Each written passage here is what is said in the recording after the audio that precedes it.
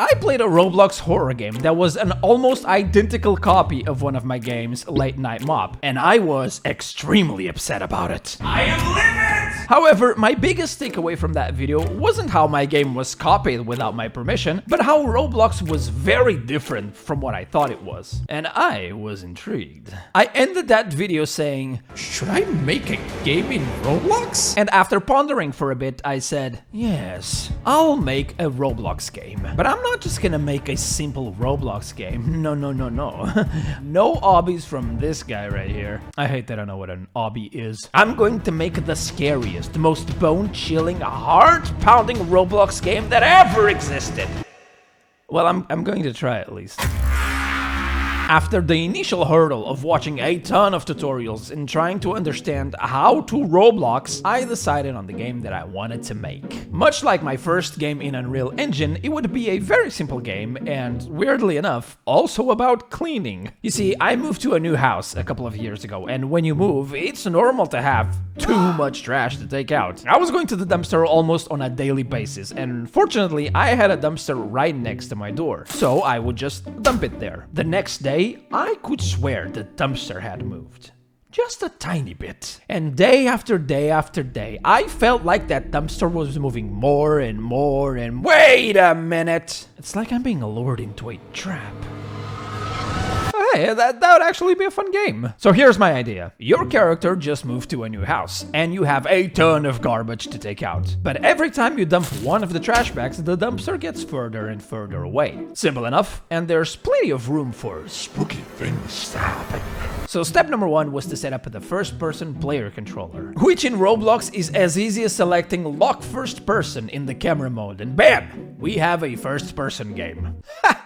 Easy. Then I grabbed a couple of free assets from the creator store, like a house, a dumpster, and a trash bag, to start programming the main mechanics. In Roblox, to make the player interact with objects, you just need to add a proximity prompt to the object, and it creates this prompt, which if you've played Roblox, you've seen this everywhere. Roblox uses the Lua U language, or as I call it, LOWOW, which is notorious for having a very simple syntax. So I quickly programmed the prompt, and in no time, I had a little game where I could interact with the trash bags and with the dumpster, and it would even track the amount of trash bags picked up and tossed. Oh man, Roblox is so easy. Little did I know, the easy part was over and all hell was about to break loose. Here's the thing about Roblox. There are things that are super easy to implement. But for every easy thing you can do, there's always something really dumb you have to deal with. For instance, my next step in this game was to make sure that when I interacted with the trash bag, the bag would appear close to the player's camera. You know, to give the illusion that the player is holding it. Here's how I would do this in Unreal. I would put a trash bag under the camera in the player's blueprint, and I would set it as invisible. And every time I would interact with the trash bag, I would destroy the trash bag on the floor, and I would make the one in the player's hand visible. And then once I interacted with the dumpster, I would just make the trash bag in the player's hand invisible again. Pretty straightforward, very easy, and this is what I thought I was going to do for this game in Roblox, except Roblox hates convenience! First of all, you can't just put the trash bag under the camera, because if you do and press play, Roblox will simply delete it out of existence. But you can put it in a specific folder called replicated storage. And then when a player joins the game, tell the object to go from that folder to the player's camera. That should have been a valid way to do this, except it isn't. It doesn't work. Because for some reason, in Roblox, you can't attach anything to the player's camera? What do you mean? So what do? You still need to grab the trash bag from replicated storage and put it under the camera, and then tell Roblox that every frame, the trash bag needs to be in the camera's position. Every frame! Look, I'm not someone who's super picky about optimization in my games, and granted, this is a very simple game, so it's not like this is going to be a problem, but this just makes my brain hurt. Why didn't you attach it to the player instead of the camera? Well, I did try that later on, but even if you're playing in first person, the player character still plays the same third person animations, which means that the trash bag would bounce all over the place, and I didn't want that, so this option was the only option. And I know I'm exaggerating, I know this is not that big of a deal, so it's fine, it's totally fine, and you know, as long as it works. But with that, I had the main part of the game pretty much done. If the game was just putting out the trash, at this point it would have been almost completed. But there was a lot more hell coming my way. Now, these 3D models from the Creator Store look fine, but I wanted my game to look somewhat unique, and God knows how many people are using these assets, so I decided to stretch my 3D muscles, which, much like my body muscles, are almost non-existent, but you know, there's something in there. After all, how hard is it to do 3D models anyways? Really hard, actually. So I went for a low poly style, and I had the unfortunate idea of doing all the models myself. Like a masochist. So I started with this very simple lamppost, which was easy enough, and my confidence went to 100, because apparently after that I decided the next thing I should do was the house. And it didn't take long for my confidence to go right back to 0. It took me like 4 or 5 tries to get the house done, and even after that, it looks meh. I mean, you can tell it's a house, I think.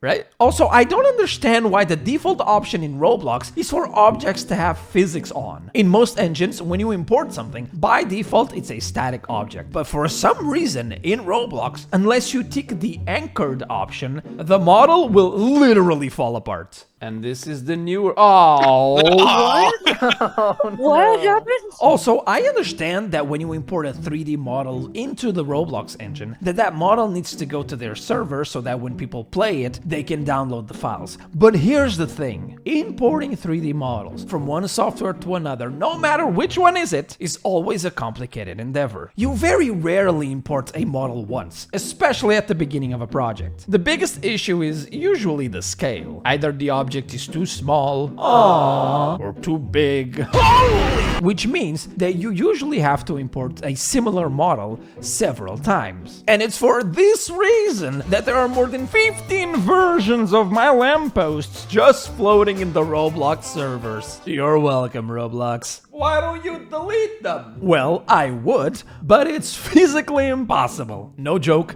there is no delete option for these. Enjoy my lamps, Roblox. Enjoy my lamps. And after what felt like a million years modeling everything and setting up the map, it was time to make the dumpster move. This was supposed to be an easy part. You stay right there.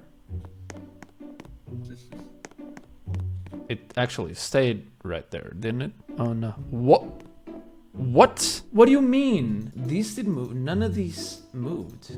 Only the proximity prompt moved. What do you mean? If they're all the children of the dumpster. Okay, here's what went wrong. In Unreal or Unity, there's this thing the objects have called a parent-child relationship. If an object is a child of another, it will follow its parents quite literally in every way. A child will move, scale, and rotate exactly like its parent. And in Roblox, it's exactly the same thing. If you put an object under another, it will create this parent-child relation with the objects, and the children will move, scale, and rotate with its parent. Except when you enter play mode, the entire engine forgets how to be a parent!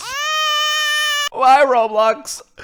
Why are you like this? Turns out you need to create a weld constraint to weld them together so that they can move together. Ah, of course! It's so obvious. That makes a perfect sense. Who uses the word weld for stuff like this? Oh my god. Remember the whole camera and trash bag situation? Yeah, it's the same thing. I was trying to make the trash bag a child of the camera, which Roblox did not like. The worst part is that in that initial setup where I had the other free assets, I was able to move the dumpster. So it was so frustrating having to deal with this. You going back to Unreal after this? Oh, absolutely. After adding most of the dumpster events and a few others, like this perfectly normal working door, it was time for our favorite part, the monster. Much like all the other 3D models, I decided to make the monster myself. It looks really strange, and the topology is absolute garbage, which in a way is kind of fitting for this game. But hey, at least the face is mildly spooky. I rigged it using Mixamo, which did a fairly good job considering what it had to work with. So I made a few poses for some of the spooks, kinda like in Late Night Mop, but as far as actual moving animations, I was only going to need a running animation, so I just grabbed one from Mixamo. The idea was that on the last trash bag, the dumpster would be really far away, and when you tossed it, you would need to run back home because the monster would be chasing after you. Also, any similarities to my game Late Night Mop are not accidental. This was an idea I had for a possible Late Night Mop sequel that ended up not happening. So this is like a spiritual successor to Late Night Mop, but you know, in Roblox. Since I wanted to make the monster run after you and spoiled by the Unreal nav mesh, which makes it very easy to make enemies follow you, I thought this would be an easy task. I was wrong.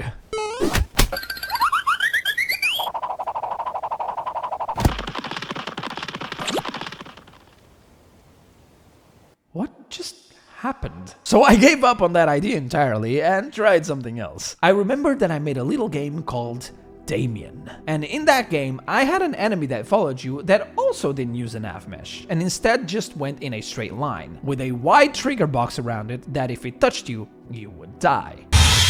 But here's the thing, I, unfortunately, couldn't make a straight line to the door of the house, so I needed a way to make the monster turn. And that's when I had a genius idea. Since the road was way too wide for the enemy to follow you in a straight line anyways, I made a psychological horror moment where it creates this maze-like narrow path made out of these roadblock things, and I was going to put triggers on every turn so that when the enemy hit them, it would turn 90 degrees, either to the left or to the right. Genius! Perfect! Easy! There's no way this can go wrong! Oh, God. Oh my God. Oh, Way. okay. Do not fall down. Swear to God if you fall down. Huh. It fell down. But why did you collide with me? For the love of God, just collide with this stupid thing. Why? Why are you like this? It's okay, Lix. Just No, breathe. it's not okay. Nothing is okay.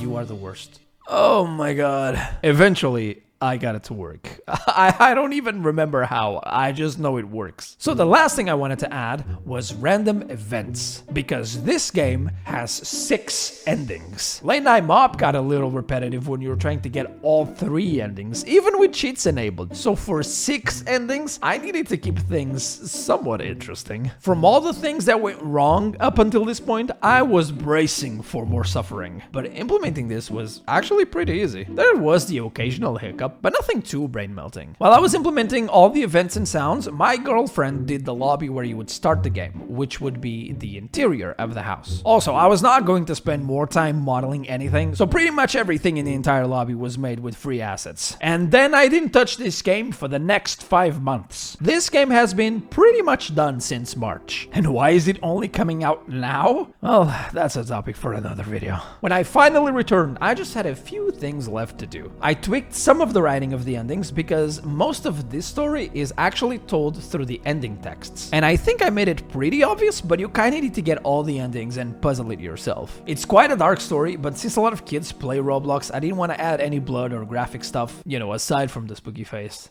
That'll be scarring enough for some poor kid. I also added achievements, or as they call it in Roblox, badges. Because why would they use a name that every other platform uses? Is that too convenient for you, Mr. Roblox? At least they made it fairly simple to implement, and I even made a board on the second floor of the lobby for you to see your achievements. Badges. I added a list of all my members, as I usually do, and also a donation board. For the donation board, I just grabbed one from the creator store. I was not going to do one from scratch at this point. This game is free though, and I won't charge you for anything, but if you want and can donate, I appreciate it. I also wanted to add one of those ad things they have in the house, not in the main game. I don't want to ruin anyone's immersion. But turns out you need 2,000 visitors to activate that, so I can't yet. Maybe I'll do one of those videos where it's like, how much did my Roblox game made? Nah, I won't do that. Or will I? And that's it. The game is done, and you can go play it in Roblox. It's called Dumpster Night. Now, did I make the scariest Roblox horror game? Probably not. Did I try my best? most of the time. Will I ever use this engine again?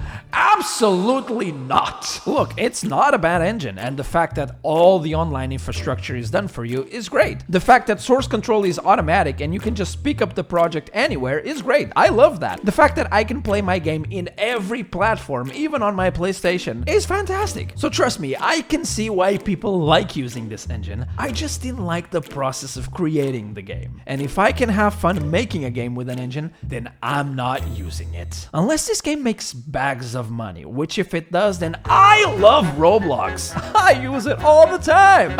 Unreal? Schmunreal. Roblox is the best engine in the world. Yeah, that's not gonna happen.